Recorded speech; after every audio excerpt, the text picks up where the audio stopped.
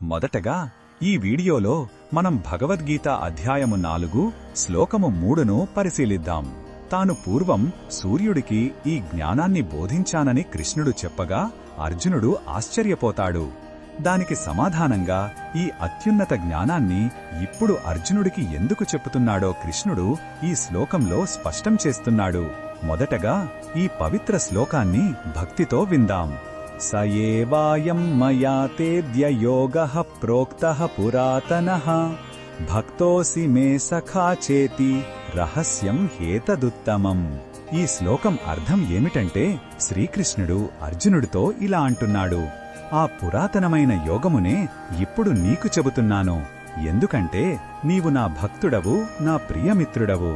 ఇది అత్యంత ఉత్తమమైన రహస్యం. ఈ జ్ఞానం కేవలం పాండిత్యమున్నవారికి కాదు, భగవంతునిపై భక్తి, నమ్మకం ఉన్నవారికి మాత్రమే అందుతుందని కృష్ణుడు స్పష్టం చేస్తున్నాడు. అర్జునుడికున్న అర్హత అతని స్నేహం, భక్తి మాత్రమే. ఈ శ్లోకములో ఉన్న భావం మనకు ఏమి చెప్పుతుందంటే నిజమైన ఆధ్యాత్మిక జ్ఞానం గురువు నుండి శిష్యునికి ప్రేమ, నమ్మకం అనే మార్గంలో ప్రవహిస్తుంది. కృష్ణుడు అర్జునుడిని కేవలం శిష్యుడిగా కాక ఒక స్నేహితుడిగా భావించి అత్యంత రహస్యమైన జ్ఞానాన్ని పంచుకుంటున్నాడు. జ్ఞాన సముపార్జనకు వినయం, విశ్వాసం చాలా ముఖ్యమని ఈ భావం మనకు తెలియజేస్తుంది.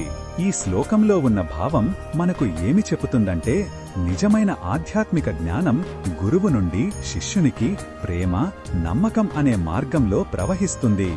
కృష్ణుడు అర్జునుడిని కేవలం శిష్యుడిగా కాక ఒక స్నేహితుడిగా భావించి అత్యంత రహస్యమైన జ్ఞానాన్ని పంచుకుంటున్నాడు.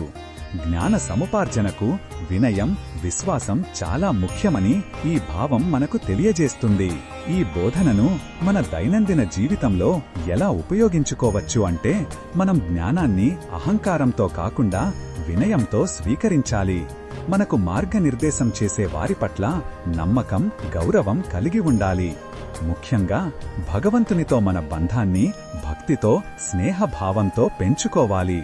అటువంటి స్వచ్ఛమైన హృదయంతో ఉన్నప్పుడే జీవితంలోని కష్టమైన పాఠాలు కూడా సులభంగా అర్థమవుతాయి.